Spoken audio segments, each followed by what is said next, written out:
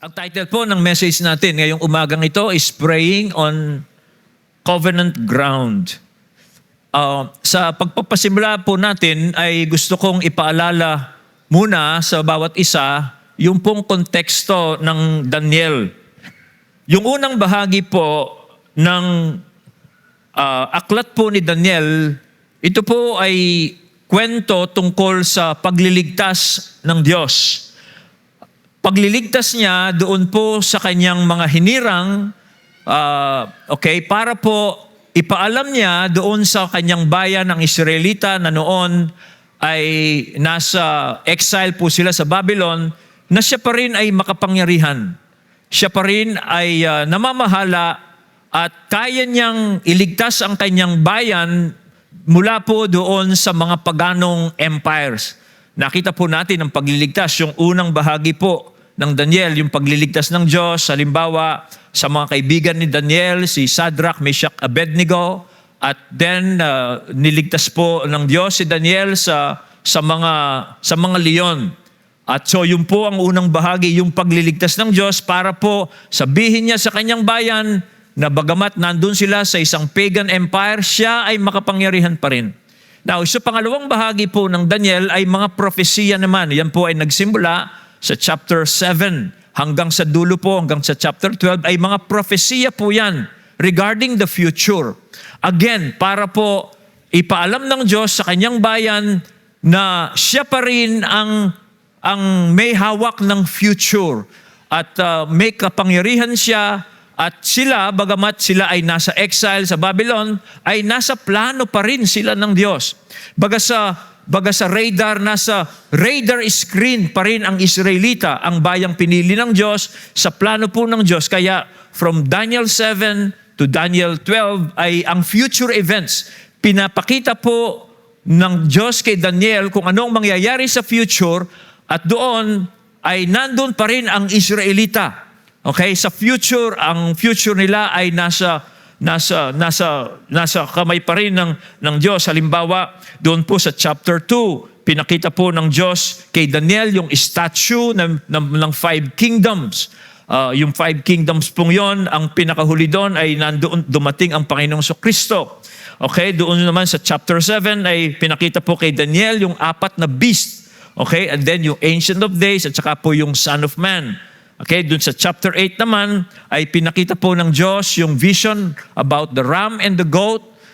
Yung pong ram, yun po ang Medo-Persia, and yung goat, yun yung Greece. Pinakita po yan kay Daniel yung kung ano ang mangyayari in the future para tiyakin sa bayan ng Diyos na sila ay, yung future pa rin nila ay nasa kamay ng Diyos. Kaya pinakita yung future. Dito naman po sa chapter 9, ito po ay ang pinakita, pinaalam po kay Daniel dito ay yung farther future. Pinakita pa rin ng Diyos sa kanya kung ano pang mangyayari sa farther future. Dahil nga si Daniel ay nanalangin. Yung pangitain pong ito ay dahil nanalangin si Daniel, sagot ng Diyos sa panalangin ni Daniel para ipakita rin kay Daniel na nandun pa rin ang Israelita sa future, sa plano ng Diyos. Specifically, ito pong vision na ito sa chapter 9, pinakita po ng Diyos kay Daniel na marirestore ang Jerusalem, marirebuild yung temple, darating ang Messiah, and then masisira yung temple. Yung second temple pong yon. Now, lahat pong ito ay nangyari at pinakita kay Daniel para nga po, ipakita po ng Diyos ang kanyang katapatan sa kanyang covenant, sa kanyang kasunduan, sa kanyang pakikipagtipan, sa kanyang bayan, sa kabila po ng kanilang unfaithfulness. So sa covenant po ng Diyos sa Israel, ang Israel po was unfaithful. Kaya sila pinatapon in exile dun sa Babylon, pero ang Diyos, kahit na nasa Babylon sila, pinakita ng Diyos, God is still faithful in His covenant. Hindi niya kinakalimutan ang kanyang bayan ng Israel. Kaya po yan ang pinapakita sa buong aklat po ni Daniel. Now, having said this, ito po ang gusto kong i-drive po sa atin. Ito po ang main theme ng ating message ngayon. Bilang bayan po ng Diyos kay Kristo, ang pag-asa po natin ay kay Yahweh. Okay? Who keeps His covenant with His people. Yan po ang pinaka-main theme natin. Bilang bayan po ng Diyos, tayong mga sumasampalataya kay Kristo, ang tanging pag-asa po natin ay na kay Yahweh. Ang Yahweh po, yan ang covenant name ng Diyos. Okay? Na dahil siya po ay tapat sa kanyang pakikipagtipan sa atin kay Kristo, ang atin pong pag-asa ay walang katapusan. Matatag ito po, ano man ang mangyari sa kasaysayan po ng mundo natin, matatag po ang covenant ng Diyos sa atin. At yan po ay makikita natin sa ating pananalangin at maging sa sagot po ng Diyos sa ating mga pananalangin. So dalawang main points pong mahahaba itong aking ituturo sa inyo ngayong umaga. Okay? Dalawa lang pero medyo mahaba po ng konti para maintindihan natin. Yung una po ay ito.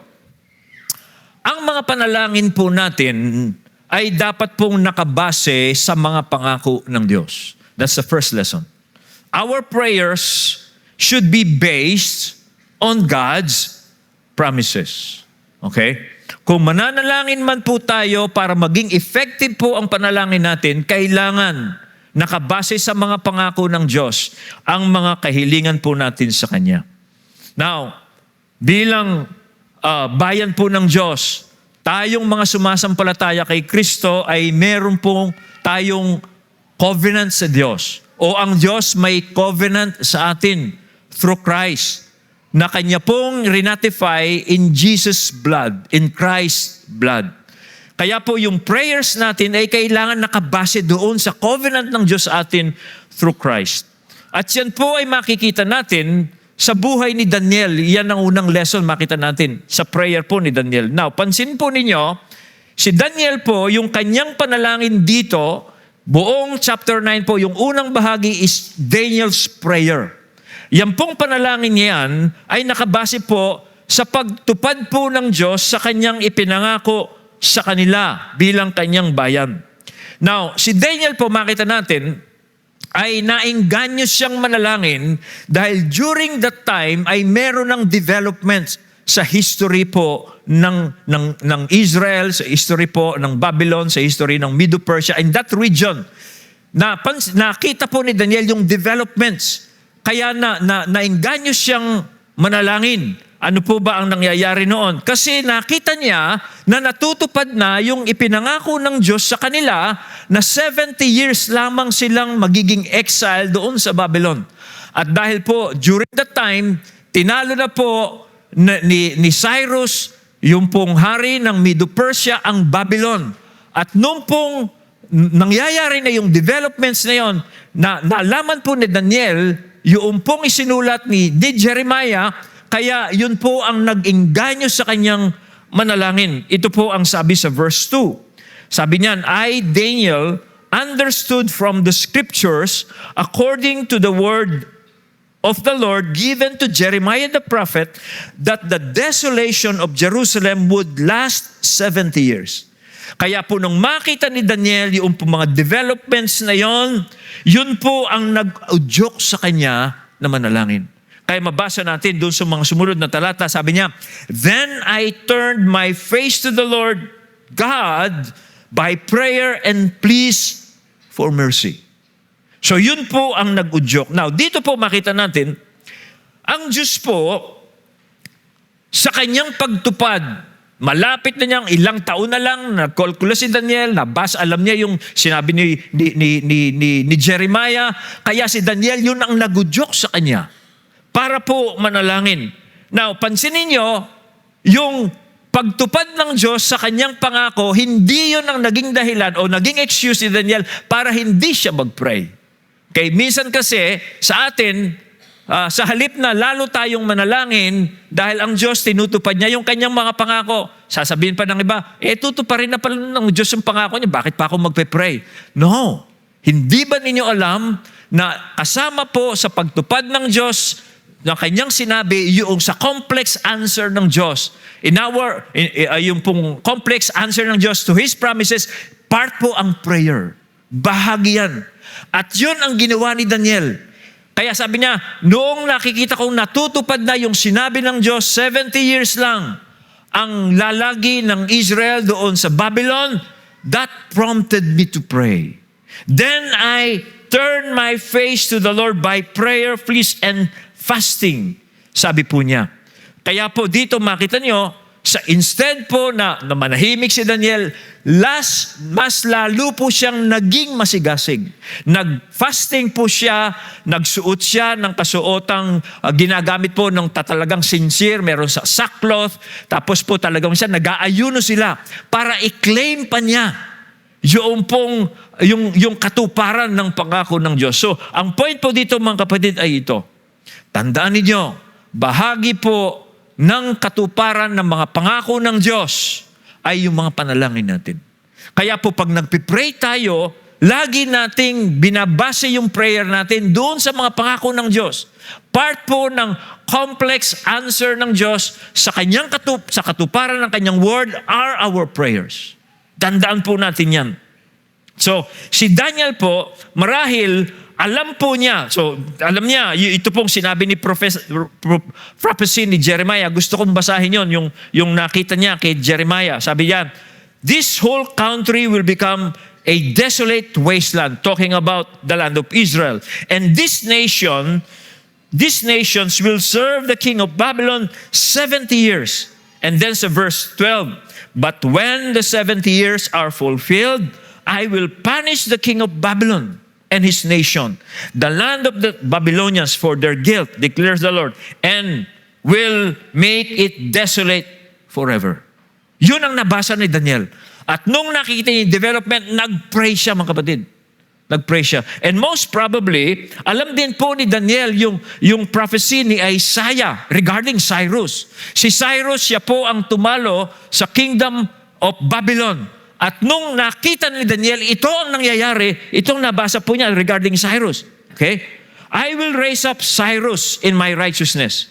I will make all my ways straight. He will rebuild my city and set my exiles free, but not for a price or reward, says the Lord Almighty. Si Isaiah po was prophesying hundreds of years before this happened. At dahil nga po, marahil alam din ni Daniel itong sinabi po ng Diyos kay Isaiah, nung makita niya si Cyrus was now the king of the empire, lalo siyang nagpray. Okay? Hindi niya ginawang excuse, at ito pa rin naman ng Diyos yan, bakit pa ako magpipray? No. It prompted him to pray. Kaya po, sa halip na maghintay po si Daniel na mangyari itong sinasabi ng Diyos, na nangyayari na nga po dito, nanalangin siya. Now, my challenge to you, mga kapatid, ito lang, simple lang. Kayo po ba, pag nagpe-pray kayo, kiniklaim niyo yung mga promises ng Diyos? That's one secret of effective prayer. Hindi ka lang basta boka ng boka sa Diyos, sinasabi mo yung kahilingan mo sa Kanya, kailangan pong alam ninyo ang pangako ng Diyos. God is always pleased when we claim His promises. When we remind God of His promises, hindi dahil nakakalimutan ng Diyos ang mga Kanyang pinangako. Gusto po kasi ng Diyos na kiniklaim natin yung mga promises niya. At yun ang nag-uudyok sa atin sa panalangin, and that is building our faith. Kaya, ang una ko pong tanong sa inyo, are you claiming the promises of God when you are praying? Okay? So, binabase po ba ninyo ang iyong panalangin ayon sa pangako ng Diyos? Let God's promises prompt you to pray. Kailangan, ang mahalaga lang dito, kailangan alam mo yung pangako ng Diyos. Si Daniel po, maalam sa Bible. Kaya kung gusto nyo maging effective yung prayer nyo, kailangan nagbabasa ka ng Bible. Kailangan alam mo yung salita ng Diyos. Hindi pwedeng nagpe-pray ka lang without knowing who God is. Without knowing His promises. Kaya isa pong effective way for your prayer life to become powerful and effective, you know the Scriptures. You know the Scriptures. Okay? So, kaya ito po ang mahalaga. Okay, now, pansinin po ninyo, dito po sa prayer ni Daniel, okay, he was praying for mercy. Habag po ng Diyos ang hinihingi niya. Bakit? Kasi ang mga Israel po ay naging taksil sila sa Diyos. Hindi sila naging tapat sa Diyos. May covenant po ang Diyos sa kanila. Sabi ng Diyos, if you will obey my covenant, I will be your God and you will be my people. If you will obey my rules, my commands, that is the covenant. Okay? Now, kaya po si Daniel, he's pleading for mercy kasi yung bayan niya, nagtaksil sila. Iniwanan po nila ang Diyos, sumamba sila sa Diyos-Diyosan, hindi nila sinunod yung kanyang mga utos, kaya sila'y pinatapon ng Diyos dun sa Babylon. Kasama po yun sa covenant ng Diyos. Pag hindi kayo naging tapat, itatapon kayo somewhere. Okay? At yun nga po ang tinupad ng Diyos sa kanila. Kaya po si Daniel dito was pleading for mercy. Mercy ang hinihiling niya. Okay? Kasi nga po hindi sila naging tapat. Now, isa pong katangi-tangi sa panalangin ni Daniel dito na madalas niyang ginagamit yung pangalan na Yahweh. Yung YHWH, yung tinatawag na tetragrammaton. Yan po ang covenant name ng Diyos. Isang mapapansin niyo sa panalangin niya, he was using hindi lamang yung pangalang Lord, L-O-R-D, meaning Adonai, that God is the absolute ruler of the universe. Ginagamit niya madalas po dito ay yung pangalang Yahweh. Dahil yan po ang covenant name ng Diyos. Now, bakit? Kasi he was basing his prayer according to the covenant. Okay? Na alam niya, ang Diyos tapat siya, bagamat hindi naging tapat ng kanyang bayan, God will be faithful to His covenant. Kaya po, 5 ulit niya ginamit yung pong pangalang Yahweh. Yung pong pangalang Adonai naman, yung Lord, is 5 rin. So, interchangeably, pinagpipray na yung Yahweh, pinagpipray niya yung Lord. Okay? Yes, alam niya na ang Lord, Adonai, God is the absolute ruler of heaven and earth. Pero at the same time, alam niya He is a covenant-keeping God. He keeps His covenant. Kanya po, dahil yun po yung ganon, he was pleading for mercy. He was pleading for God to be merciful to His people. Sabi po sa verse 5, sabi niya, we have sinned and done wrong and act wickedly and rebelled, turning aside from your commandments and rules. For we do not present our pleas before you because of our righteousness, but because of your great mercy. Yan po ang piniplead niya, hinihiling niya sa Panginoon. Now, isang amazing thing po dito, kamangha-mangha pong bagay dito ay ito. Bagamat ang Diyos po ay matuwid, righteous po siya, siya po ay tapat sa kanyang pangako. Okay? Kahit na po magtaksil yung kanyang bayan, ang Diyos pa rin po ay magiging tapat sa kanyang pangako. Why? Because God cannot deny Himself. Pag sinabi ng Diyos ang isang bagay, tutuparin niya. Okay? Bagamat yung bayang kanyang pinakipagtipanan ay nagtaksil po sila, ang Diyos po mananatili siyang tapat. But the amazing thing is this Almighty God is also faithful God. Yan po ang ating comfort. Yes, makapangyarihan ng Diyos. Yes, siya po ang lumikha ng langit at ng lupa sa pamamagitan ng kanyang kapangyarihan. Pero tandaan po natin, itong Diyos na ito ay tapat. Righteous siya, but He will remain faithful. At siya nga po ay part ng covenant. Now, as I said, tayo pong mga anak kay Kristo, may covenant ang Diyos sa atin. Okay? Through Jesus Christ. At yan po, yung covenant ng Diyos sa atin through Jesus Christ was ratified by the blood of Jesus. Okay? Kaya po, when we pray to God, doon natin ibase yung ating mga pananalangin. Huwag nating ibase yung panalangin natin sa katuwiran natin, sa emosyon natin, sa kung ano-anong performance natin. Kung gusto po ninyong maging effective ang inyong prayers, ibase po niyan sa covenant ng Diyos sa atin through Christ. Isa pong halimbawa, sa 1 John chapter 2, verse 1 and 2, ito ang sabi, my little children, I am writing these things to you so that you may not sin. Okay? But if anyone does sin, we have an advocate with the Father, Jesus Christ the righteous. He is the propitiation for our sins, and not for ours only, but also for the sins of the whole world. Now, pansinin nyo, ang sabi ni John, kaya raw po niya isinusulat ang mga sulat na ito ay para wag magkasala ang mga sinusulatan niya. Okay? Pero, pag nagkasala raw ang isang Kristiyano, hindi na siya magpe-pray? Lalayo na siya sa Diyos? No! Sandaan niyo, sabi niya, if you sin, we have an advocate before the Father. Meron tayong advocate, yan po, someone who speaks on our behalf. Okay? Yan po ang advocate, parang attorney yan. Sa isang korte, siya ang nakikiusap na mamagitan para sa iyo. That is an advocate. Kaya po, pag nagkasala raw po ang isang Kristiyano, bagamat hindi po excuse ito para magkasala tayo. Pag nagkasala raw po tayo, meron tayong advocate before God. Meron tayong tagapamagitan sa harapan ng Diyos who speaks on our behalf. Why? Because God has a covenant with us. Okay? And that covenant of God with us was ratified by Jesus Christ by His blood. Kanya po, when we pray, dun po natin ibabase yung ating mga panalangin. Dito po makita natin, ganyan po ang nangyayari kay Daniel dito. Giving us an example on how to pray effectively sa ating pong mga sitwasyon. Now, another thing pong mahalaga dito, pansinin niyo, sa panalangin ni Daniel, isinama po niya ang kanyang sarili sa confession. Okay? I think that is amazing. You know why? Kasi nakita natin, si Daniel, he was a righteous person. Okay? May integrity siya. Wala siyang record na siya ay taksil. Okay? We can say he's blameless.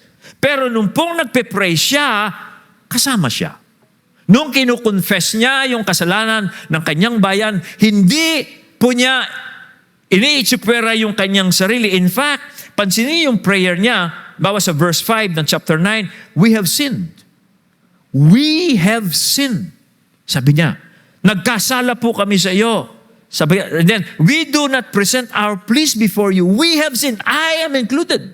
Sabi po ni Daniel dito. Alam niyo kung ano po ang application niyan sa atin? Halimbawa, sa kaguluhan po ng bansa natin. Okay? Sa nangyayari pong exposure ng corruption po dito sa bayan natin, pag po nananalangin kayo, nagko-confess din po ba kayo, kasama kayo sa dahilan kung bakit ganito yung bansa natin? O pinagpipray lang ninyo yung mga parusahan ng Diyos, yung mga nagkasala? Alam mo na, I came to realize, meron din tayong kasalanan dito. Kaya ganito yung bansa natin. Halimbawa, ano po? Are you seriously praying for our government? Seryoso ho ba kayong nanalangin sa gobyerno? Okay? Pinagpe-pray po ba talaga natin ang gobyerno natin o wala tayong pakialam? Or sabi nga ni yung isang in-interview one time, sabi niya itong nangyayari sa mga Pilipino ngayon, walang pakialam sa gobyerno. Siguro, nag-give up na tayo sa mga officials natin, nasanay na tayo sa corruption kaya hindi na tayo nakikialam. Alam mo ba ninyo, kasama raw sa batas natin, yung pong transparency. Pwede tayong makialam. Pero dahil nga po, ang pinakikialaman na lang natin, halos yung buhay na lang natin, kaya hinahayaan na natin. Itong mga politicians, sila ang gumawa. So meron din tayong kasalanan. Kaya isa po sa panalangin natin, sa bansa natin, aminin din natin nagkulang din tayo. Sa panalangin at saka po sa pakikialam. Okay? Saan mga nangyayari? So we confess our faults din. Nang sa ganun nga po, we will come up with something which is na pwede po nating magawa. So, isa pong halimbawang makita natin kay Daniel, hindi po niya in-excuse yung kanyang sarili, bagamat siya po ay walang record of wrongs. Okay? So, tayo rin po mga kapatid. Dapat ay siya sa atin din po natin ang ating sarili regarding this. Baka nga po, meron po sa atin dito, meron kayong mga small compromise. Baka kayo'y nabigyan din. No? At hindi kayo umimik kasi tumanggap din kayo. Okay? Magsisiring kayo dapat dyan. Okay? Tadamay kayo dyan. So yan po makita natin kay Daniel. No? He was not excusing himself. When you pray for something wrong, lagi po nating iniisip, baka ako, ginagawa ko rin ito. Alam mo ninyo, personally ako, dito po sa nangyayari ito, corruption. Marami na tayong ginawa dito sa Lord's Way. Kung politician lang ako na yata isang pinakamayamang pastor dito sa ano. No? Okay? Kasi laging may cut. Okay? When I think of these politicians, I always search myself. tinitingnan ko yung sarili ko, dapat ka akong mag-ingat din ako. Kasi kung hindi, magiging hipokrito ako. So when we point fingers to others and we confess their sins, let us also examine ourselves. Ganyan po si Daniel dito. Okay, hindi niya ini-excuse yung kanyang sarili. Now, si Daniel po, dito makita natin, yung pong mga pleadings niya, isa pong another point na nakita ko sa prayer ni Daniel, yung pong mga panalangin niya were not for himself. Hindi po para sa kanyang mga sarili ang mga panalangin niya. Matanda na po siya dito, pero pansin niyo yung panalangin niya, hindi niya pinagpipray yung retirement niya. Okay? Hindi niya pinagpipray yung bahay niya doon sa Babylon kasi nag-ibang kaharian na. He was not praying for himself here. He was praying for the name of God. Nagpe-pray po siya para sa dangal po ng pangalan ng Diyos. In fact, dalawa po ang panalangin ni Daniel dito. Una, yung pagpapatawad po ng Diyos sa kanyang bayan. Yung pangalawa po, yung ma-re-establish uli ang Jerusalem. Yun lamang po ang prayer niya. Why? Kasi po, ang pangalan po ng Diyos ay nakataya doon sa dalawang ito. Ang God's name is being blasphemed because of these two things. Okay? Yung pong bayan niya, kilala po ng mga neighboring countries na ang Israel ay bayan ng Diyos. Ngayon, bakit ang bayan ng Diyos nasa Babylon? So, ang pangalan ng Diyos ay nalalapastangan. Alam po ng mga karatig bayan na ang Jerusalem ay ang bayan ng Diyos, kung saan ang templo. Bakit nasira ang templo? So, ang pangalan po ng Diyos ay nakataya dito. Kaya ang prayer po ni Daniel dito ay, Panginoon, itayo mo uli ang bayan mo, patawarin mo ang bayan mo sa kanilang mga kasalanan kasi nakataya dito ang dangal mo. Ganyan po ang panalangin po ni Daniel. Kaya po, yun ang nagmo-motivate sa kanya. Sa verse 19, ito po ang pinakahiling niya bago po sumagot ang Diyos. O Lord, hear, sabi niya. O Lord, forgive. O Lord, pay attention and act. Delay not for your sake. O my God, because your city and your people are called by your name. Okay?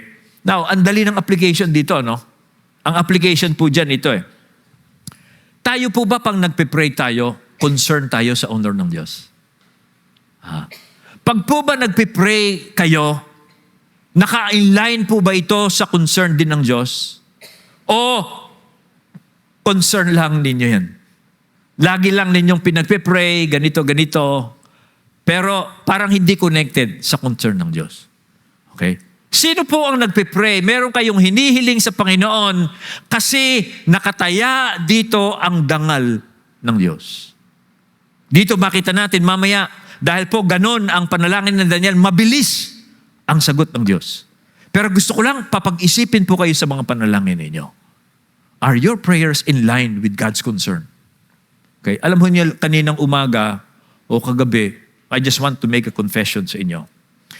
Medyo I felt this past few days I felt burned down. I mean, burdened pala. Okay? And then I began to search myself. Nakita ko, ang dami ko palang iniisip.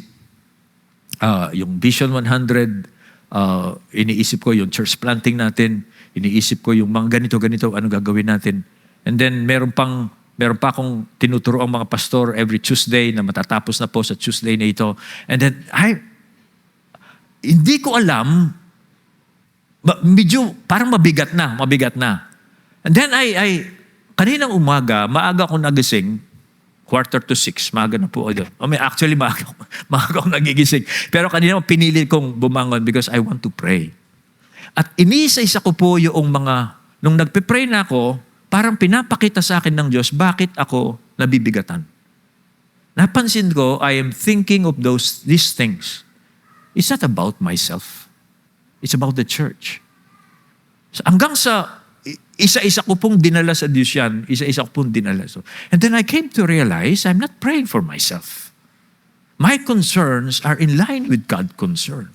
Sinasabi ko po ito, hindi para ipakita sa inyong spiritual ako, kundi para ipakita ko sa inyo, tingnan natin yung mga prayers natin. Pag po ba nagpipray kayo, in line ito sa concern ng Diyos? O lagi lamang tayo lang? Okay? Na walang kinalaman ang concern ng Diyos.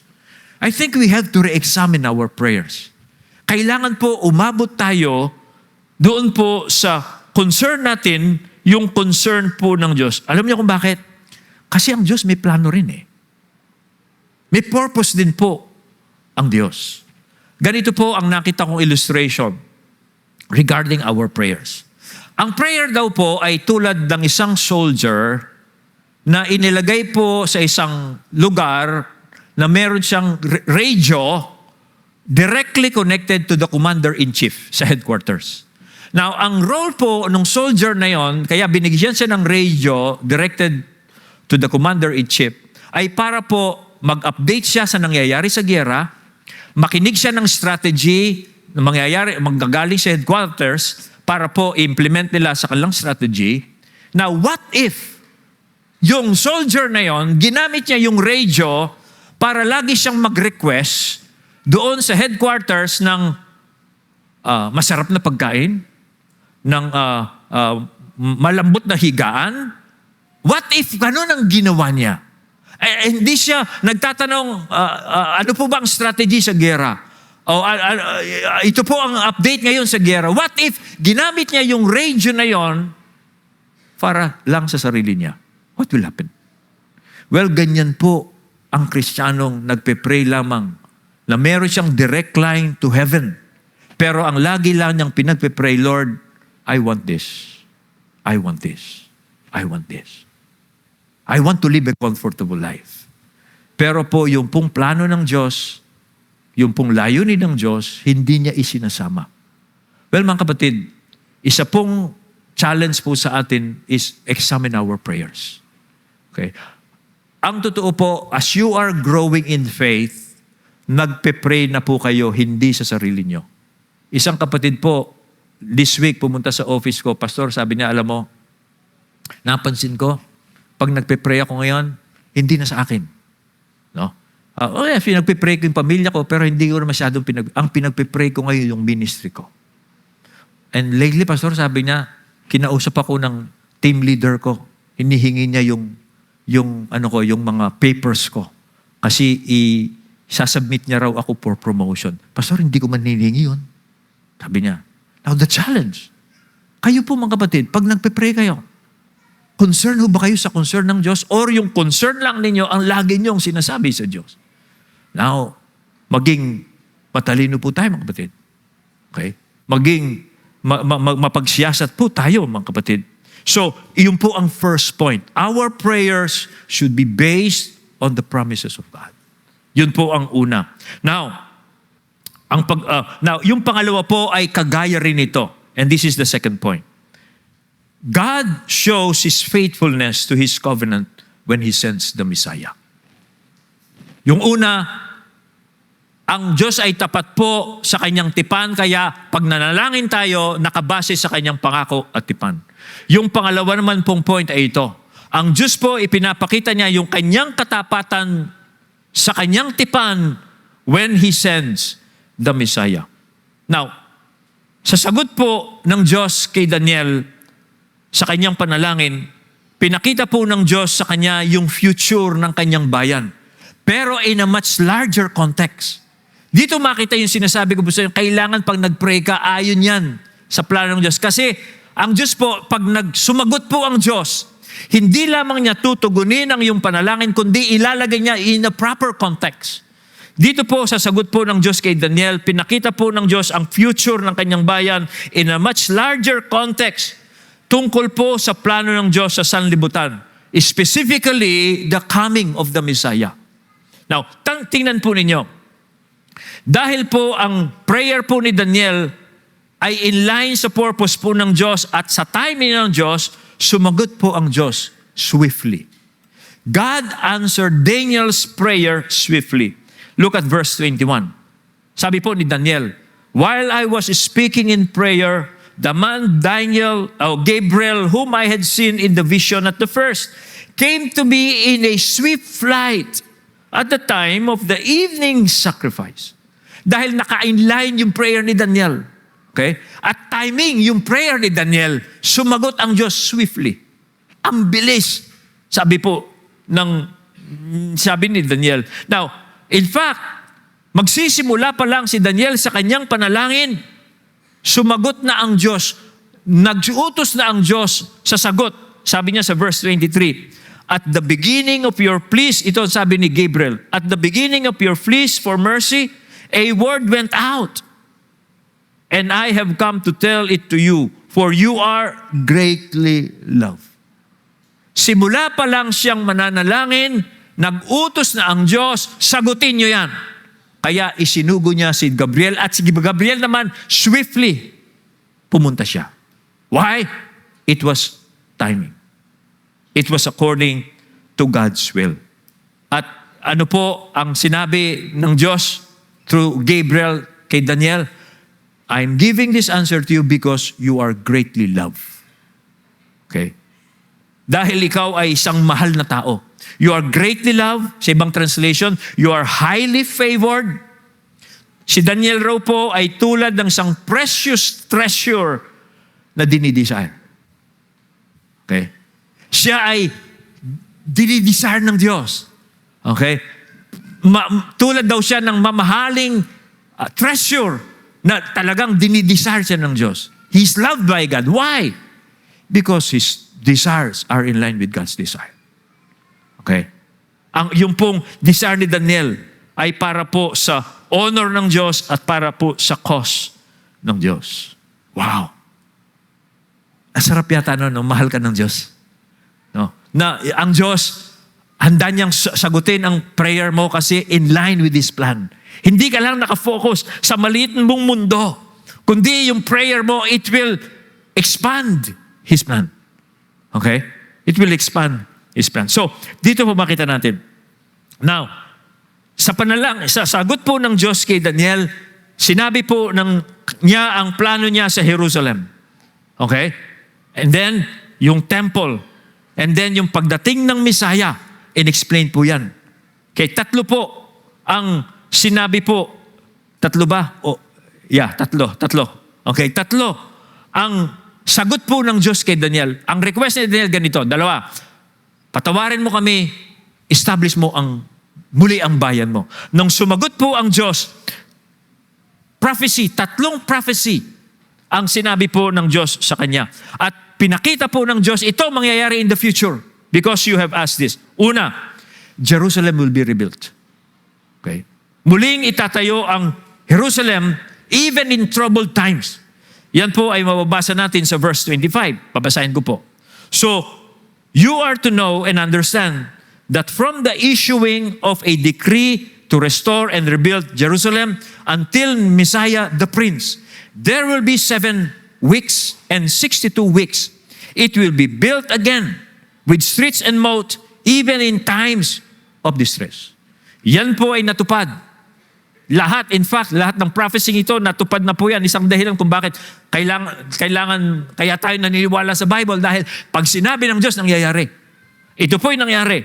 Si Cyrus po, the king, siya ang nag-issue ng decree na to rebuild, na muling itayo ang temple. At si Cyrus po, he was a king who has the power then. Siya ang nag-utos na itayo ang templo at nagbigay siya ng finance. Okay? And then, sino ang nag-build yan? Si Zerubbabel. Yung pong unang governor ng Judah after the exile. Okay? Si Zerubbabel po ang nag-lead ng rebuilding. Si Nehemiah ang nag-rebuild ng wall. At si Ezra po naman ang nagsauli ng temple services. At yan po ay nangyari even in the midst of opposition for the neighboring nations. Naalala nyo si Nehemiah? Maraming sambalat. Okay? In troubled times, they were building the temple. They were building the wall. Dahil yan po ay sinabi ng Diyos. Yan po ay nangyari. Pangalawa pong nangyari ito. Pag na-set up na ang lahat ng ito, nandiyan na Jerusalem, nandun na yung temple, nandun na yung wall, at nandun na yung mga Israelita, pag nangyari na po dyan, the Messiah will come. Okay? But he will be killed. Okay? Pansin niyo, dumating po ang Messiah during the time. Sabi po sa prophecy, then after the 62 weeks, the Messiah will be cut off and have nothing. Okay? Ayan po ang prophecy ni Isaiah, na pagdating po ng Messiah, he will be oppressed, he will be judged, okay? And then, no one will care about the Messiah.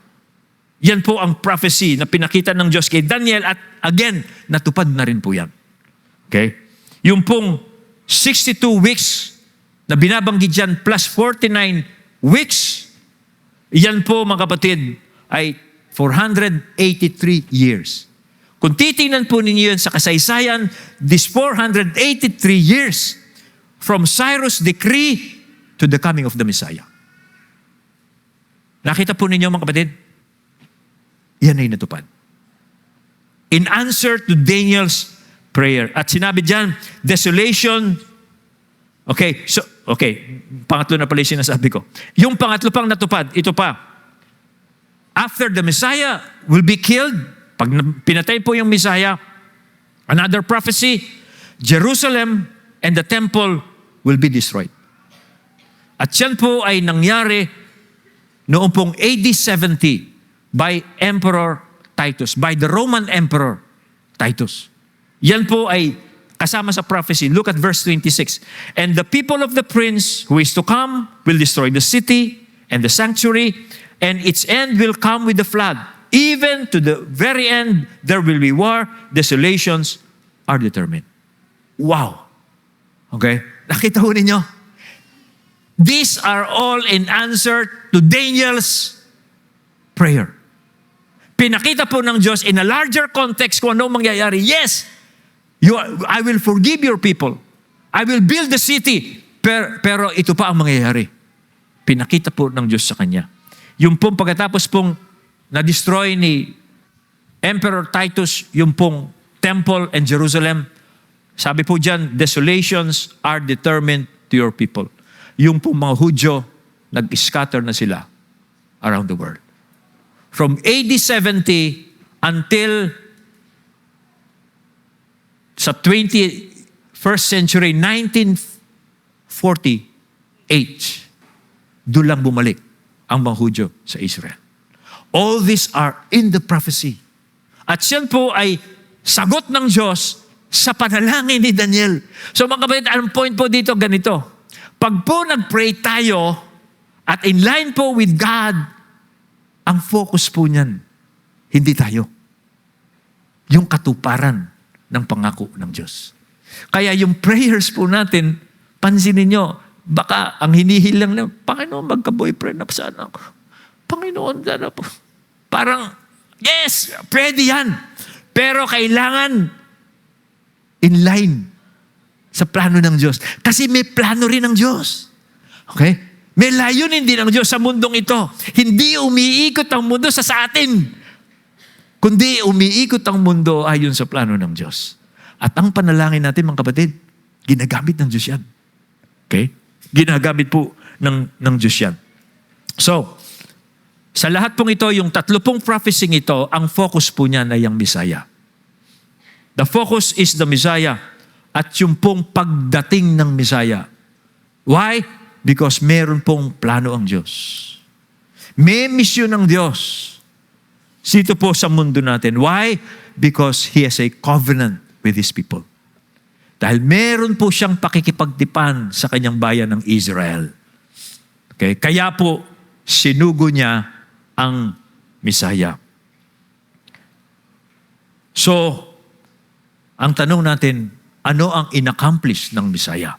Bakit siya dumating? Sa verse 24 po, ito po ang sabi. 70 weeks are decreed about your people and your holy city to finish the transgression, to put an end to sin, and to atone for iniquity, to bring in everlasting righteousness, to seal both vision and prophet, and to anoint a most holy place. Ano po ang misyon ng Messiah? 4. Kaya sa sinugo ng Diyos. Una, to atone for sin. Para po bayaran niya ang kasalanan. Pangalawa, to bring in everlasting righteousness. Para po dalhin po ng Messiah ang katuwiran pong hinahanap ng Diyos. Pangatlo, to fulfill the prophecies. Okay? Yung po mga prophecy ay tutuparin niya. And then pangapat, to anoint a most holy place in heaven. Para po tayo, in-anoint po ni Jesus Christ sa kanyang blood, yung pong daang patungo sa Diyos, para tayo ay makadiretsa na sa Diyos. Yun po yung 4 na dahilan. Okay? Kanya po yung temple. Kaya after na dumating ang Messiah at pinatay yung Messiah, binuhay muli ng Diyos ang Messiah at pinaupo sa kanan niya, yung temple dinestroy. Why? It's no more needed. Hindi na kailangan yung temple. Kasi yung temple ay yun po doon po sinasamba ang Diyos. Kaya po, nung dumating na ang Panginoong Jesucristo, naialay na niya ang kanyang sarili para sa kasalanan, binuksan na po niya ang langit, nang sa ganon yung tao ay makadiretso na sa Diyos, dinestroy na po yung temple. Okay? Kaya po, dahil hindi na po kailangan ang templo. So, ano po ang application nito sa atin mga kapatid? Okay? Well, by way of remembrance, yung application po ng mga talatang ito. Una, lagi nating tandaan, ang Diyos po, He keeps His covenant. Ang Diyos po, nagiging tapat siya sa covenant. He is the covenant-keeping God. He's Yahweh. Lagi nating tandaan yan. And, okay, on this basis, meron tayong hope. Okay? Dahil po, God keeps His covenant, may pag-asa tayo. At nandyan po yung pag-asa natin. Pangalawa, ano pang tatandaan natin? Through the Messiah, through Jesus, nirenew po ng Diyos ang kanyang covenant with His people. Through Jesus. Okay? Kaya, nung dumating siya, nakaset na ang lahat, they killed Him. Not because nanalo sila, kundi para tuparin ng Diyos ang kanyang pangako. Okay? Nakipag-covenant po muli ang Diyos sa lahat ng kanyang bayan through the Messiah. By His blood, sa pamagitan ng kanyang dugo. Okay? And then, yung po pangatlo, ito po ang major application. Okay? Para po magkaroon tayo ng peace and assurance. Yung prayers po natin, una, it should be based on the covenant and it should be based on Jesus. Kailangan pag nagpe-pray po tayo, ang dulo po niyan ay si Jesus Christ. At yan nakita natin. Si Daniel, nung pong mag-pray siya, hindi sa kanyang sarili, sinagot po siya ng Diyos, pero ang pinakadulo niyan, pinakilala po ng Diyos sa kanya, ang Messiah. Now, that is a principle for all of us. When you pray, magkakaroon lamang po kayo ng peace and assurance kung ang dulo po niyan ay hindi tungkol sa inyo.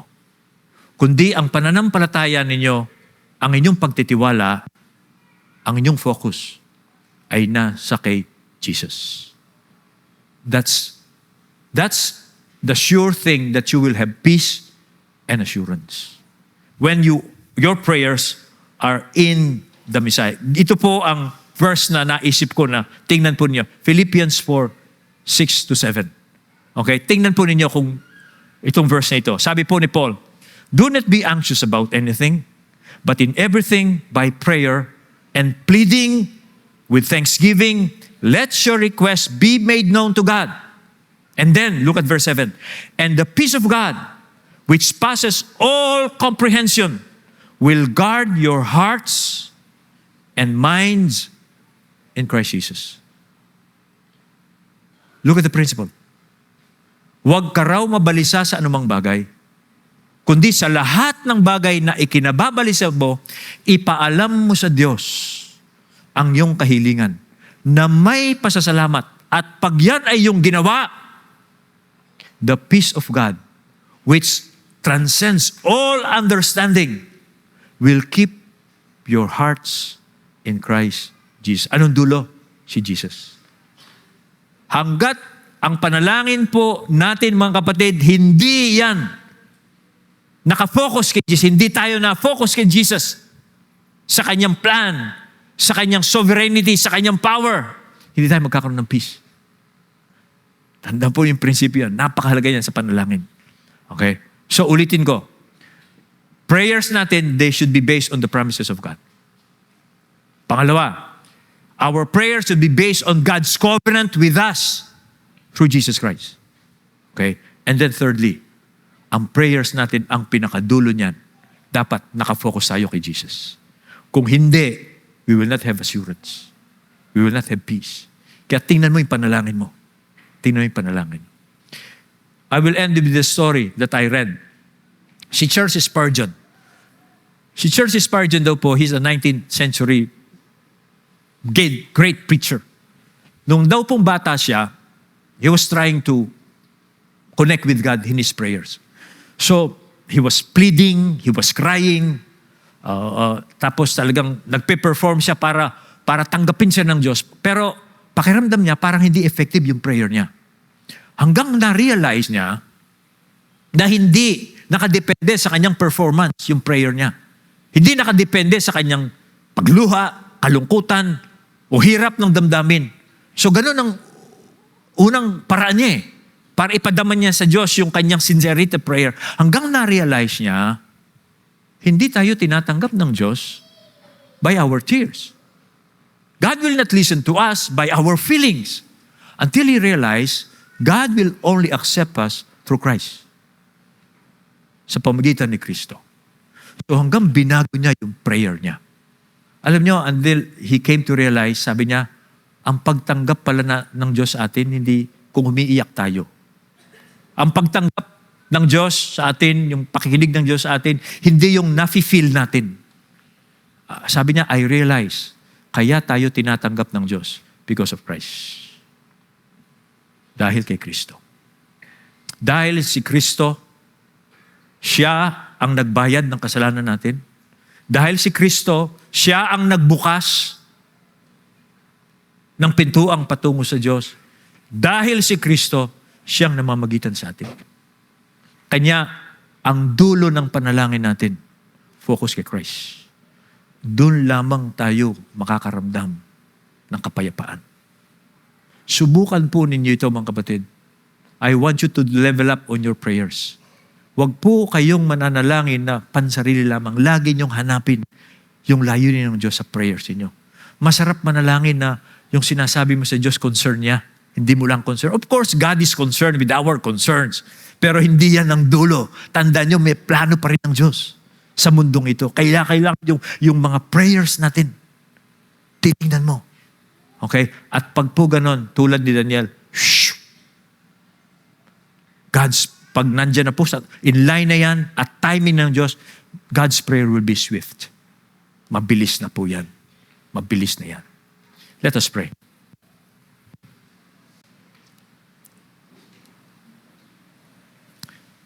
Aming Amang Diyos,